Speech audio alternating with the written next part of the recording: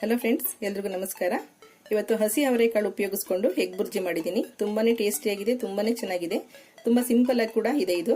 ಇದನ್ನ ಮಾಡೋದಕ್ಕೆ ಏನೇನು ಬೇಕು, ಹೇಗೆ ಮಾಡೋದಂತ ನೋಡೋಣ ಬನ್ನಿ. ಅವರೆಕಾಳು ಎಗ್ ಬುರ್ಜಿ ಮಾಡ್ಕೊಳ್ಳೋದಕ್ಕೆ ಅವರೆಕಾಳು ತಗೊಂಡು ಬಂದು ಹಸಿ ಅವರೆಕಾಳು ತಗೊಂಡು ಬಂದು ಉಪ್ಪು ಹಾಕಿ ಒಂದು ವಿಸಲ್ ಕೂಗಿಸ್ಕೊಂಡಿದ್ದೀನಿ. ಸ್ವಲ್ಪನೇ ನೀರು ಹಾಕಿ ಕೂಗಿಸ್ಕೊಂಡಿದ್ದೀನಿ. ತುಂಬಾ ನೀರಿದ್ರೆ ಬಸ್ಬಿಡಿ. ಸ್ವಲ್ಪ ನೀರಿದ್ರೆ ಒಂದು 2-3 ಸ್ಪೂನ್ ಅಷ್ಟಿದ್ರೆ ಉಪಯೋಗಿಸ್ಕೊಳ್ಬಹುದು. ಈರುಳ್ಳಿ ಒಂದು 4 ಮೀಡಿಯಂ ಸೈಜ್ ಈರುಳ್ಳಿ ಸಣ್ಣ ಕಟ್ ಮಾಡಿ ಇಟ್ಕೊಂಡಿದ್ದೀನಿ. ಸ್ವಲ್ಪ ಡಿಫ್ರೆಂಟ್ ಆಗಿದೆ, ತುಂಬಾ ಚೆನ್ನಾಗಿದೆ. ಮುಟ್ಟೆ ಒಂದು 4 ತಗೊಂಡಿದ್ದೀನಿ. ಕೊತ್ತಂಬರಿ ಸೊಪ್ಪು ಸ್ವಲ್ಪ, ಕರಿಬೇವು ಒಂದು 4 ಅಡ್ಡಿ ಎಷ್ಟಿದೆ.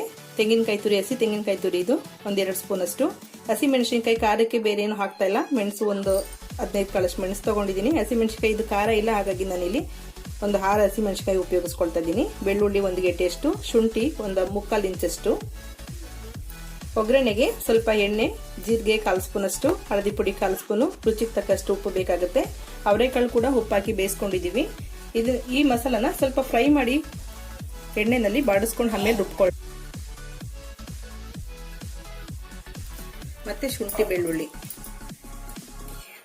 1 ಸ್ಪೂನ್ ಅಷ್ಟು ಎಣ್ಣೆ ಹಾಕಿ ಸ್ವಲ್ಪ ಫ್ರೈ ಮಾಡ್ಕೊಳ್ಳೋಣ. ಟೇಸ್ಟ್ ಚೆನ್ನಾಗಿರುತ್ತೆ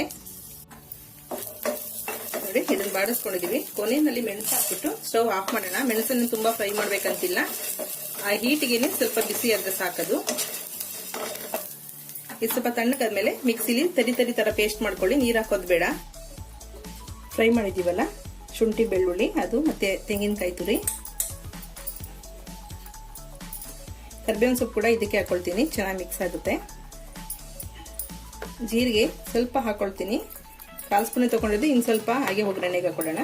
ಈಗ ಇಷ್ಟನ್ನು ಜಸ್ಟ್ ಒಂದು 2 ರೌಂಡ್ ಮಿಕ್ಸಿನಲ್ಲಿ ತರಿಯಾಗಿ ಪೇಸ್ಟ್ ಮಾಡ್ಕೋಬೇಕು ನೋಡಿ. ಈ ತರ ಪೇಸ್ಟ್ ಮಾಡ್ಕೊಂಡ್ರೆ ಸಾಕು. ತರಿ ತರ, ನೀರು ಹಾಕಿಲ್ಲ ಇಲ್ಲಿ ಸ್ವಲ್ಪ ಕೂಡ. ಒಂದು 2 ಸ್ಪೂನ್ ಅಷ್ಟು ಎಣ್ಣೆ ಹಾಕೊಂಡಿದ್ದೀನಿ. ಸ್ವಲ್ಪ ಜೀರಿಗೆ ಹಾಕೊಳ್ಳೋಣ. ಜೀರಿಗೆ ಸ್ವಲ್ಪ ಫ್ರೈ ಆದ ತಕ್ಷಣ ಈರುಳ್ಳಿ ಹಾಕೊಳ್ಳೋಣ.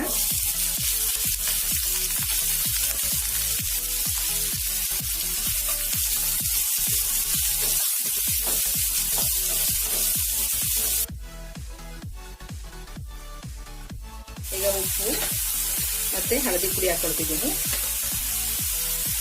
ಉಪ್ಪು ಹಾಕೋದ್ರಿಂದ ಈರುಳ್ಳಿ ಬೇಗ ಸಾಫ್ಟ್ ಆಗುತ್ತೆ.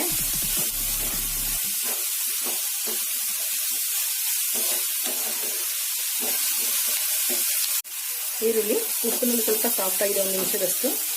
ಈಗ ರುಬ್ಬಿರೋಂಥ ಪೇಸ್ಟ್ ಹಾಕೊಳ್ಳೋಣ. ಸ್ಟವ್ ಸಿಮ್ ಮಾಡ್ಕೊಳ್ಳಿ. 2 ನಿಮಿಷ ಸ್ಟವ್ನ ಸಿಮ್ ಮಾಡಿಬಿಟ್ಟು ಮಸಾಲ ಎಲ್ಲ ಸ್ವಲ್ಪ ಎಣ್ಣೆನ ಚೆನ್ನಾಗಿ ಫ್ರೈ ಆಗೋದಕ್ಕೆ ಬಿಡಿ. 1-2 ನಿಮಿಷ ಫ್ರೈ ಆದ್ರೆ ಚೆನ್ನಾಗಿರುತ್ತೆ ಫ್ಲೇವರು. ಸಿಮ್ಮಲ್ಲಿ ಇರಲಿ ಸ್ಟವ್. ಮೊಟ್ಟೆನೆಲ್ಲ ಒಂದು ಬೌಲಲ್ಲಿ ಹೊಡೆದು ರೆಡಿ ಮಾಡಿ ಇಟ್ಕೊಳ್ಳಿ. ಎಣ್ಣೆನಲ್ಲಿ ಫ್ರೈ ಆಗಿದೆ, ಸಿಮ್ನಲ್ಲೇ ಇರಬೇಕು. ಯಾಕೆಂದ್ರೆ ತುಂಬಾ ಎಣ್ಣೆ ಕೂಡ ಹಾಕಿಲ್ಲ ನಾವು, ತಳ ಹಿಡಿಬಾರ್ದು. ಬೇಯಿಸಿರೋಂಥ ಅವರೆಕಾಳು 1-2 ಸ್ಪೂನ್ ಅಷ್ಟು ನೀರಿದೆ, ಹಾಗಾಗಿ ಅದನ್ನು ಉಪಯೋಗಿಸ್ಕೊಳ್ತಿದ್ದೀನಿ. ತುಂಬಾ ನೀರಿದ್ರೆ ಉಪಯೋಗಿಸೋದು ಬೇಡ. ನಿಮ್ಗೇನು ಅಕಸ್ಮಾತ್ ಗೊತ್ತಾಗದೆ ತುಂಬಾ ತೆಳ್ಳಗಾದ್ರೆ 1-2 ಸ್ಪೂನ್ ಅವರೆಕಾಳು ತೆಗೆದು ಮಿಕ್ಸಿನಲ್ಲಿ ರುಬ್ಬಿಟ್ಟು ಹಾಕೊಳ್ಳಿ. ತಿಕ್ಕಾಗಿ ಗ್ರೇವಿ ಆಗುತ್ತೆ, ಪಲ್ಯ ಆಗುತ್ತೆ. ನಿಮ್ಗೆ ಗ್ರೇವಿ ಬೇಕು ಅಂದ್ರೂ ಕೂಡ ಅವರೆಕಾಳನ್ನ ರುಬ್ಬಿಟ್ಟು ಸ್ವಲ್ಪ ನೀರು ಹಾಕೊಂಡು ಹೆಚ್ಚಿಸ್ಕೊಳ್ಬಹುದು.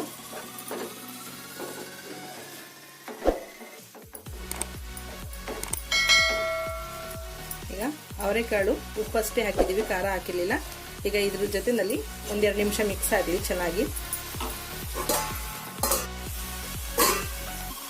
ಈಗ ಅವರೆಕಾಳು 1-2 ನಿಮಿಷ ಸಿಮ್ನಲ್ಲಿ ಮಸಾಲೆ ಜೊತೆ ಬಿಟ್ಟಿದ್ದೀನಿ. ಈಗ ಮೊಟ್ಟೆನ ಸ್ವಲ್ಪ ಬೀಟ್ ಮಾಡ್ಕೊಂಡು ಹಾಕೊಳ್ಳೋಣ. ಸ್ವಲ್ಪ 1 ಸ್ಪೂನಿಂದ ಬೀಟ್ ಮಾಡ್ಕೊಂಡ್ರೆ ಸಾಕು.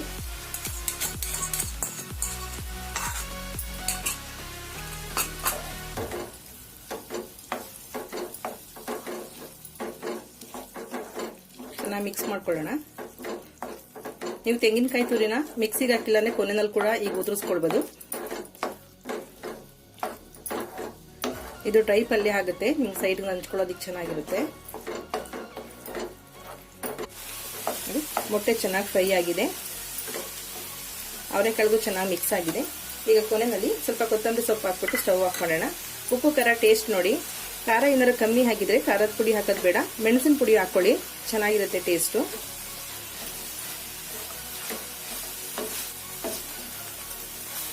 ನಾನು ಅವಾಗಲೇ ಹೇಳ್ದಂಗೆ ನಿಮ್ಗೆ ಗ್ರೇವಿ ಏನಾದ್ರು ಬೇಕನ್ನೋದಾದ್ರೆ 1-2 ಸ್ಪೂನ್ ಅಷ್ಟು ಅವರೆಕಾಳನ್ನ ರುಬ್ಬಿಟ್ಟು ಹಾಕೊಳ್ಬೋದು, ತಿಕ್ಕಾಗಿ ಬರುತ್ತೆ ಸ್ವಲ್ಪ. ನಾನಿಲ್ಲಿ ಡ್ರೈನೇ ಮಾಡ್ಕೊಂಡಿದ್ದೀನಿ, ಚೆನ್ನಾಗಿರುತ್ತೆ ಎಗ್ ಬುರ್ಜಿ ತಿನ್ನೋದಕ್ಕೆ.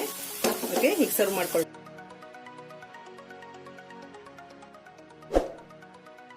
ಟ್ರೈ ಮಾಡಿ ನೋಡಿ, ನಿಮ್ಗೆ ಇಷ್ಟ ಆದರೆ ಲೈಕ್ ಮಾಡಿ, ಶೇರ್ ಮಾಡಿ, ಸಬ್ಸ್ಕ್ರೈಬ್ ಮಾಡಿ. ನಿಮ್ಮ ಅಭಿಪ್ರಾಯ ಅನಿಸಿಕೆಗಳನ್ನ ಕಮೆಂಟ್ ಬಾಕ್ಸಲ್ಲಿ ಹಾಕಿ. ಓಕೆ, ಬಾಯ್.